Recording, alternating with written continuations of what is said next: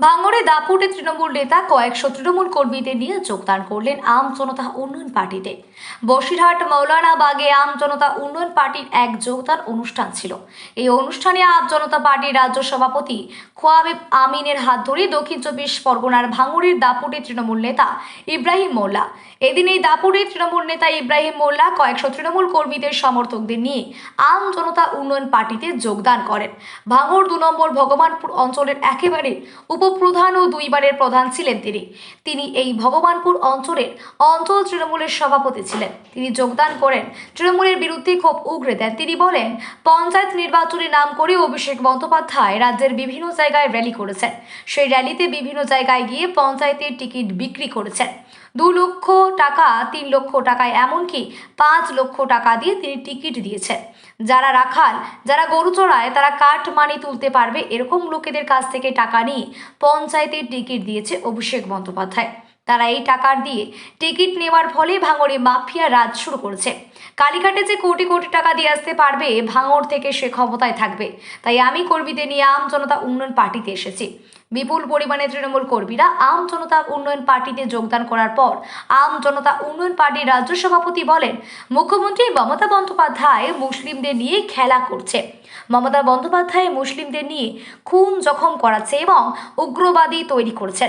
SC OBC বতুয়াদের বঞ্চনা করা হচ্ছে। সাধারণ মানুষ ভাতা চায় না, কারণ মানুষ চাকরি চায়, উন্নয়ন চায়। পশ্চিমবঙ্গে বেকারত্ব শীর্ষে পৌঁছে গিয়েছে, যার কারণে মানুষ তৃণমূল সহ বিভিন্ন দল ত্যাগ করে আমাদের পার্টিতে যোগদান করে বাঁচতে চাইছে। দেখুন, রাজনীতি পশ্চিমবাংলায় আমজনতা উন্নয়ন পার্টি হচ্ছে আম মানুষের জন্য। আম মানুষ তাদের সুখ দুঃখের কথা বলার জন্য এই পার্টি। আমরা চেয়েছি গোটা বাংলায় স্বচ্ছ বাংলা করতে, আম মানুষের সমস্ত রকম অধিকার ফিরে পেতে, কাটমানি বন্ধ করতে, আমাদের ঘরের ছেলেদের চাকরি পেতে আমাদের এই লড়াই। এখানে প্রত্যেকটা মানুষ যারা অন্যান্য দল ছেড়ে আসছে, যারা তৃণমূল ছেড়ে আসছে, বিশেষ করে যারা বিজেপি ছেড়ে কালকেও এসছে আমাদের এখানে, আপনারা জানেন, এনারা বলছে আমরা অস্থির হয়ে গেছি।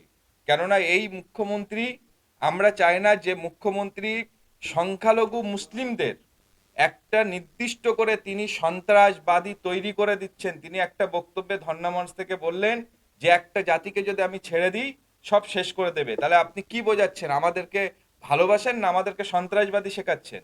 আপনি আমাদেরকে উগ্র করছেন। আমাদের ঘরের ছেলেকে, এই ভোট শুরু হয়েছে মুসলিমদের দিয়ে আবার মারা, মুসলিমরা মরা, মুসলিমরা মার খাওয়া, সব এনারা তৈরি করছে। এসসি এসটি ওবিসি, পিছিয়ে পড়া মতুয়া জাতি, সংখ্যালঘুদের প্রতি যে নির্যাতন, যে অবহেলিত, যে লাঞ্ছিত, যে বঞ্চিত পশ্চিমবাংলায় হচ্ছে এবং ভারতবর্ষে, ভারতের মানুষ জেগেছে এবং পশ্চিমবাংলার মানুষ আম জনতা উন্নয়ন পার্টির হাত ধরে আম মানুষ তাদের অধিকার ফিরে যেতে, কাটমানি বন্ধ করতে, এই মুখ্যমন্ত্রীর ঘোমটা দেওয়া বন্ধ করতে, মিথ্যা নাটক বন্ধ করতে মানুষের এই ঐক্যবদ্ধ। একদিকে যেমন রামের নামে এই দেশের নরেন্দ্র মোদী তিনি হিন্দু সম্প্রদায়ের মানুষকে বোকা বানাচ্ছে, তেমনি আমাদের মুখ্যমন্ত্রী মমতা বন্দ্যোপাধ্যায় তিনি দেখবেন বিভিন্ন সময় মাথায় ওড়না দিয়ে শুরু করে তিনি কলেমা ভুলভাল পড়ে দিয়ে তিনি আমাদেরকে কি ভাবেন আমরা জানি না, কিন্তু তিনি আজকের এই সমাজ ব্যবস্থাকে একদম সাম্প্রদায়িক একটা স্তরে পৌঁছে দিয়েছে। মন্দির, কখনো ভিক্ষা, কখনো চাঁদা, কখনো খেলা, কখনো মেলা, আর এই ভাতার সিস্টেম চালু হয়ে চাকরি বাকরি বেকারত্ব পশ্চিমবাংলায় প্রমাণ করেছে।